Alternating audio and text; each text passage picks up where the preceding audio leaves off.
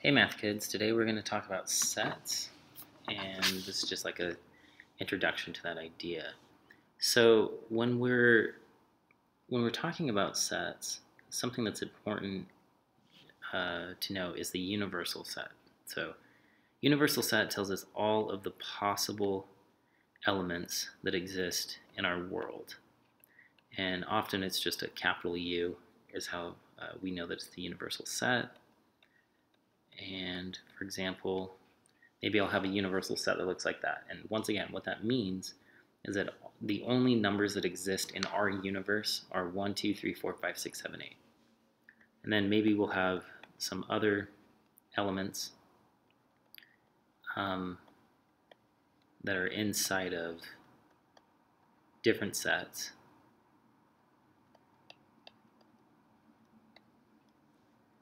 And I think we'll start with that. Okay, so if I want to draw a Venn diagram and represent our situation, so I'm going to do A in this color. Essentially our universal set is that, and then I'm going to do B in this color. Alright, so we got B, we got A, and then it's understood that this is U. Okay, now if I want to put the actual elements where they go, you always want to start with the intersection first. And so what numbers are found in A and B? If we look at those two sets, the only number they have in common is 3. Now if we finish off B, we need to do 4 and 5. So if we look at the entire green circle, we have 3, 4, 5. If we look over here, we have 3, 4, 5. Now we move on to A. 1 and 2 are not represented yet. We have 1, 2, 3 right here. We have 1, 2, 3 in the purple circle. Now, in the entire blue rectangle, we need to have 1 through 8. Okay, we've already represented 1, 2, 3, 4, and 5. So we need to put 6, 7, and 8 just anywhere outside of A, B, and C. Now, I want to introduce the idea of a complement, or you can pronounce it like not A. We want to know what elements are not in A.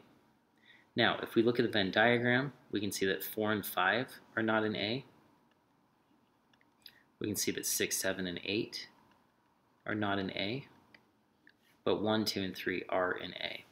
So this is the exact opposite of A.